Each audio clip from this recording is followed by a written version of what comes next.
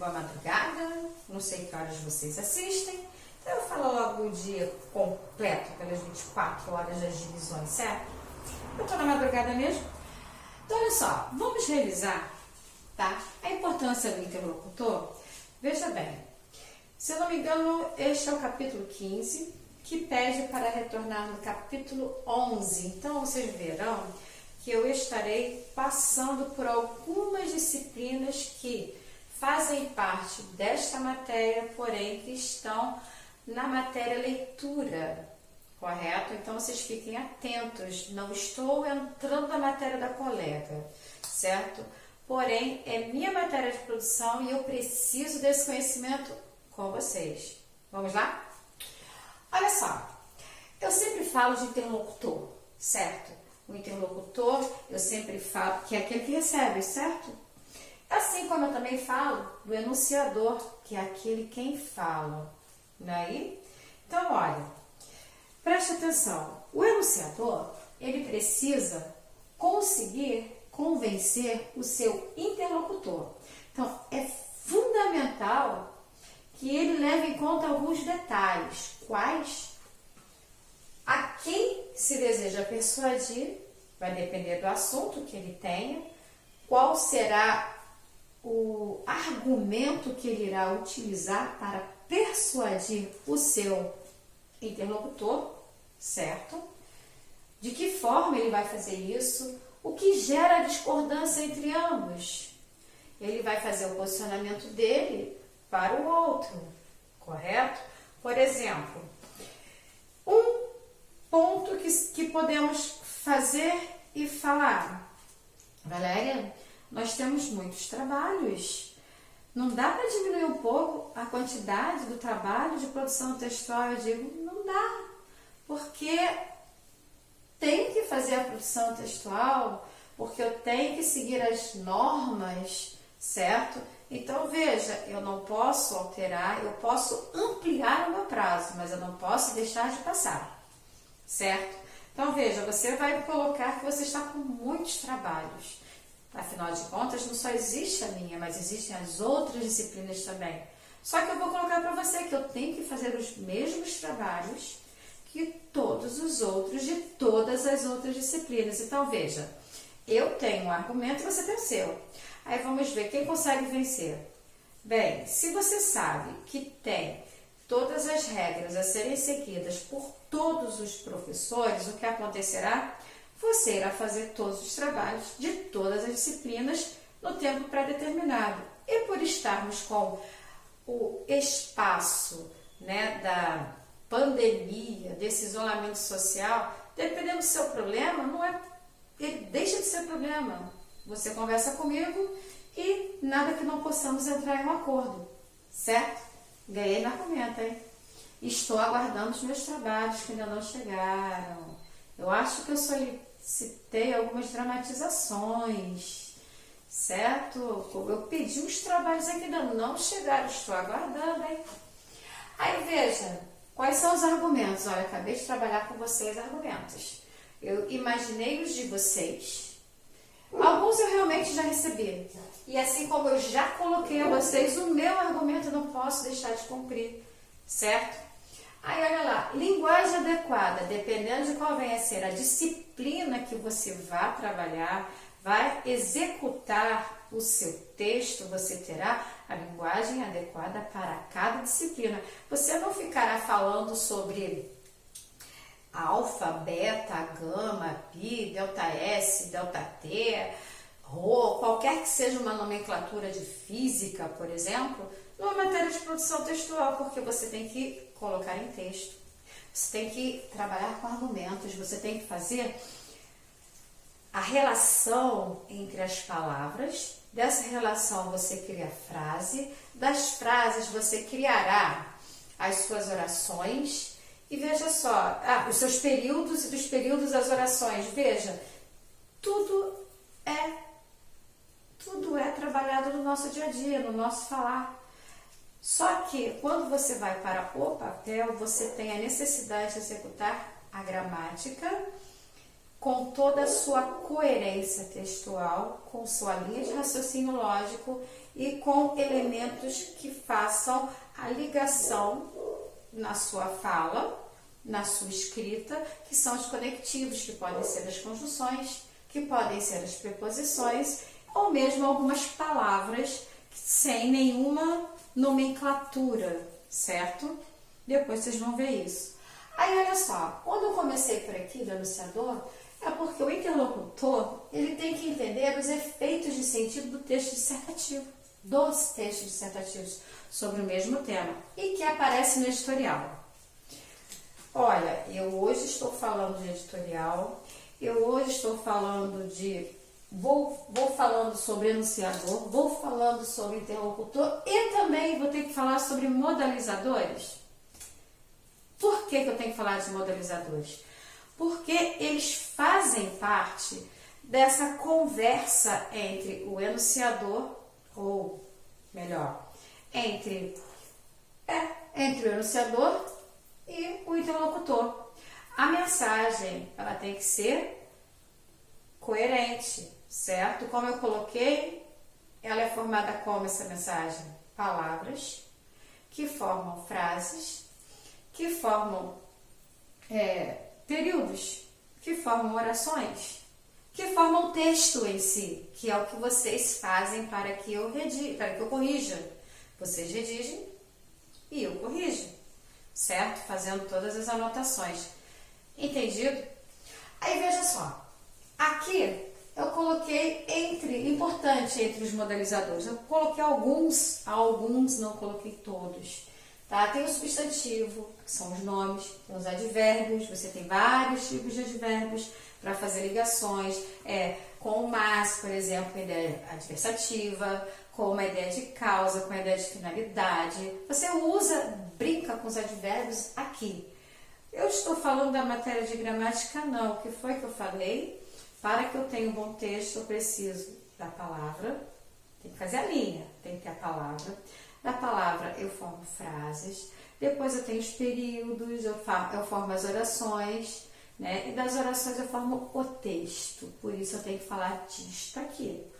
Aí, vamos lá, eu falo do modo temporal. Eu sou obrigada a apresentar os verbos auxiliares, eu falo para vocês, gente, olha só, dependendo do texto, esqueçam os verbos auxiliares, tentem conjugá-los, porque assim fica mais rica a sua redação. Porém, há momentos que se faz necessário a necessidade do verbo auxiliar, mais o verbo principal. Então, veja, você tem que ter conhecimento do que é o verbo conjugado e o verbo auxiliar também, porque você precisa conjugar os verbos. Porém, haverá necessidade de, em alguns momentos do seu texto, você colocar o quê? Um verbo auxiliar. Infelizmente, no meu ponto de vista, mas se faz necessário, assim você o fará. Expressões formadas com o verbo ser mais um adjetivo, isso tem bastante, certo? Proposições, o que são proposições? São dúvidas, correto?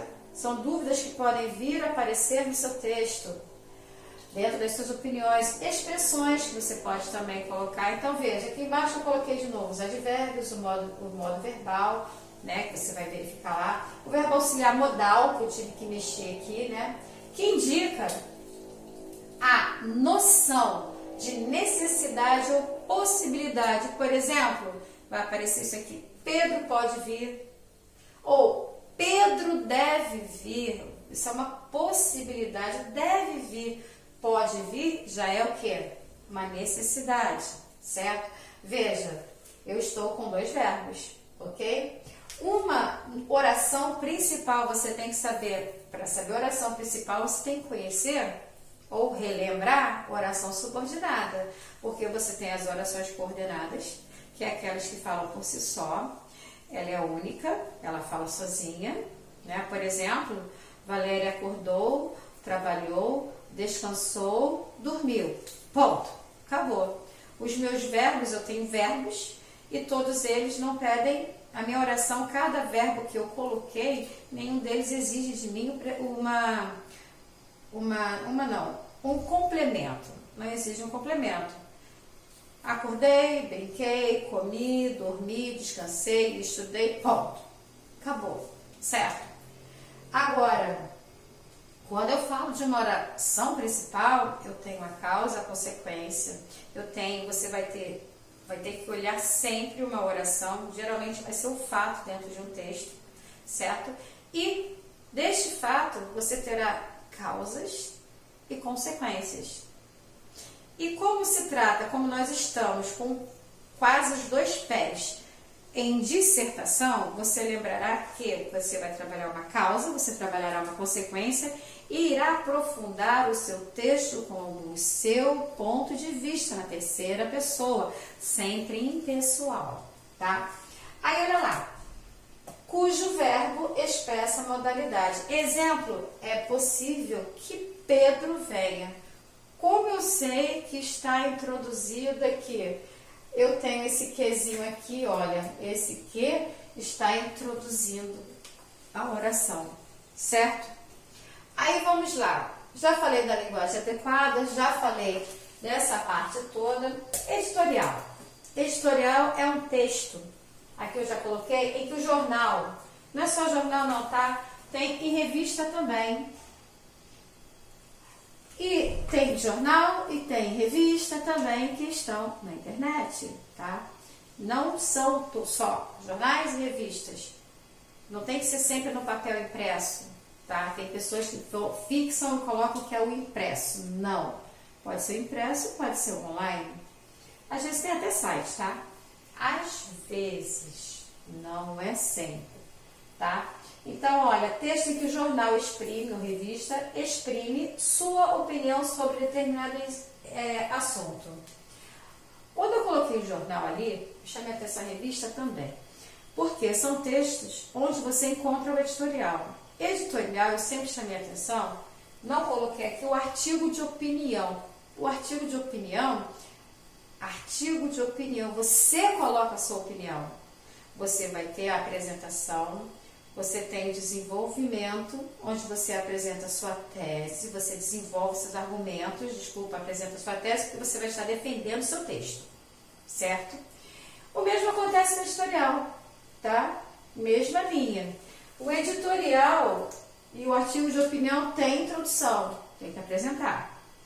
O editorial e o artigo de opinião, ele tem a presença do desenvolvimento onde você coloca os seus argumentos, certo? Eu só quero trabalhar a parte de argumentos.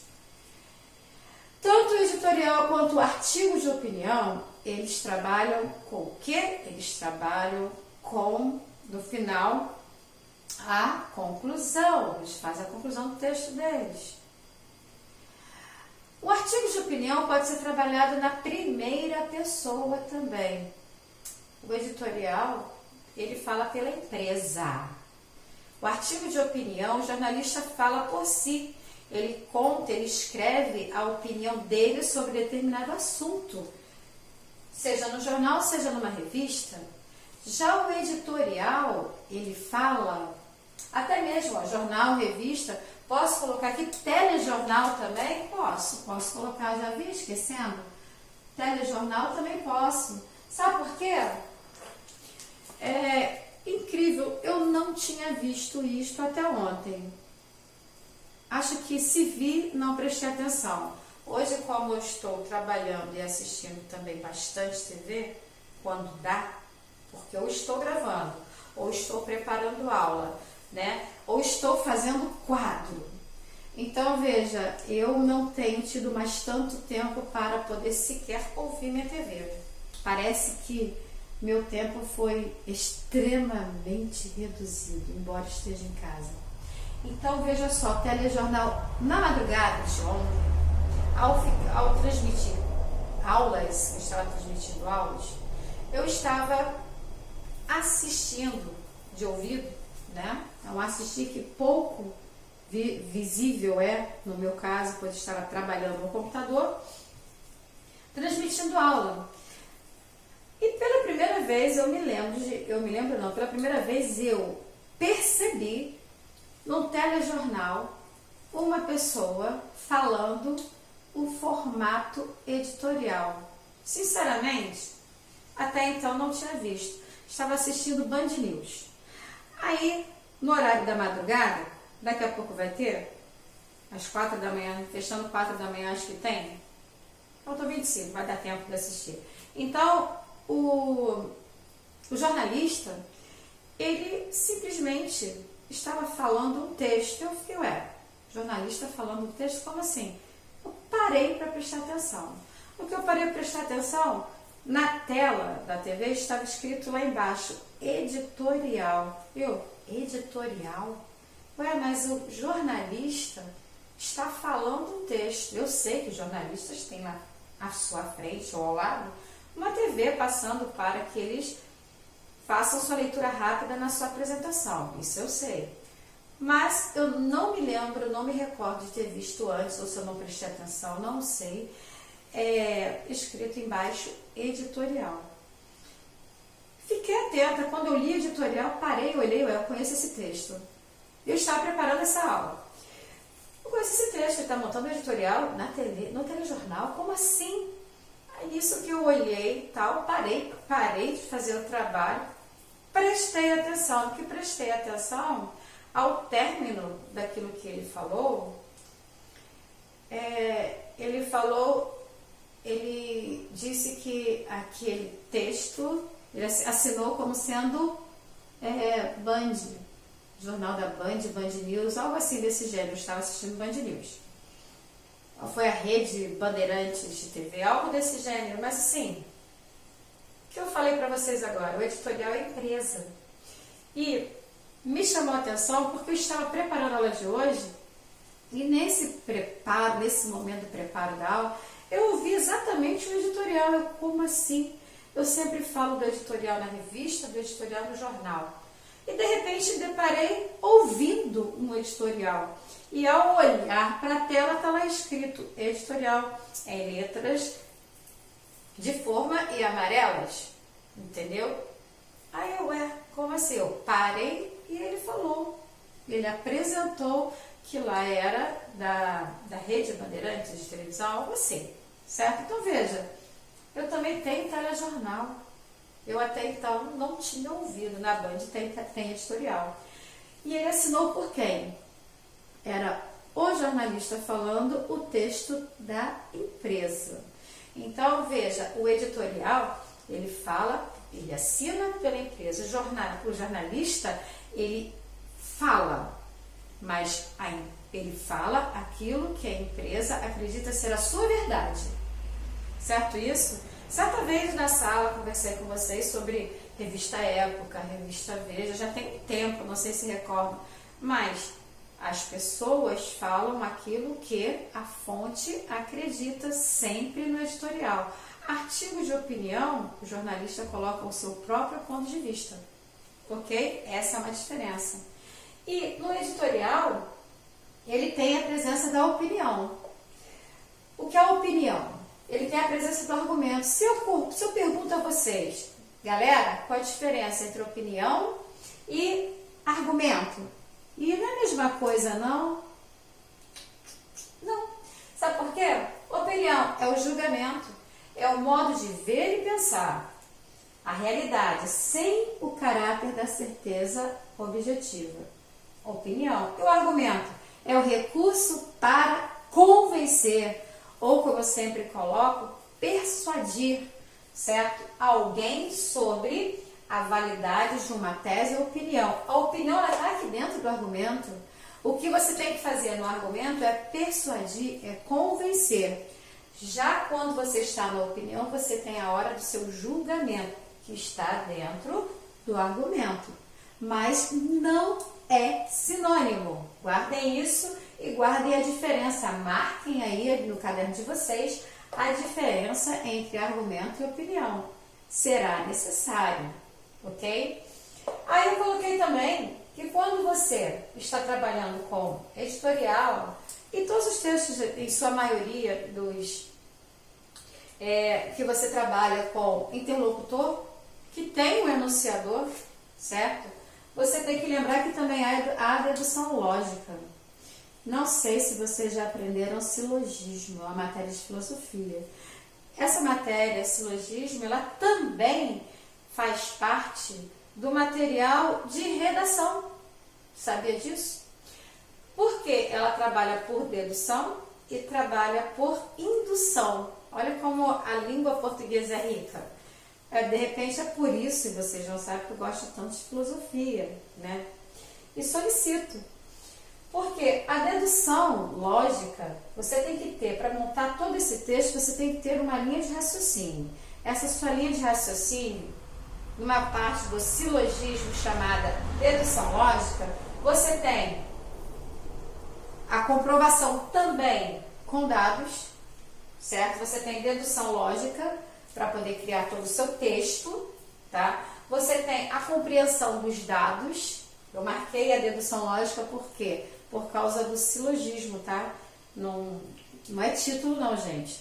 É só porque eu queria lembrar da matéria silogismo, que é a matéria de filosofia que tem a dedução e a indução. São linhas de raciocínio, certo? São linhas de raciocínio para um texto onde você tem argumentos, certo? Só para vocês terem uma ideia do que se refere o motivo dessa minha linha. Eu vou até trocar a cor, certo? Aí vamos lá. Ainda para que você monte um texto argumentativo, que tenha também no editorial a comprovação dos dados. Lembra que eu falo que quanto mais certeza você tem, e se você tiver dados estatísticos, mais rico será o seu texto, desde que você tenha no texto motivacional. Porém, você não pode copiar, mas pode e deve copiar sim o dado estatístico, desde que, somente desde que você altere aquela oração, aquele texto que está lá no texto motivacional. Por quê? Você não pode copiar o texto motivacional. Copiou, perdeu ponto. Não conta como li, você pode perder até o parágrafo, dependendo de como você criar este parágrafo, ok? Relação entre causa e consequência. Olha que maravilha! Relação entre causa e consequência é uma forma que eu coloco sempre para vocês. Dentro de um texto dissertativo argumentativo, você colocar o fato, a causa, a consequência e aprofundar com o seu ponto de vista. E, se possível, uma citação filosófica. Porém, se você estiver trabalhando com silogismo, a filosofia já estará embutida no seu texto sem que você perceba. Ok? Olha como eu já trabalho sem que você perceba várias matérias.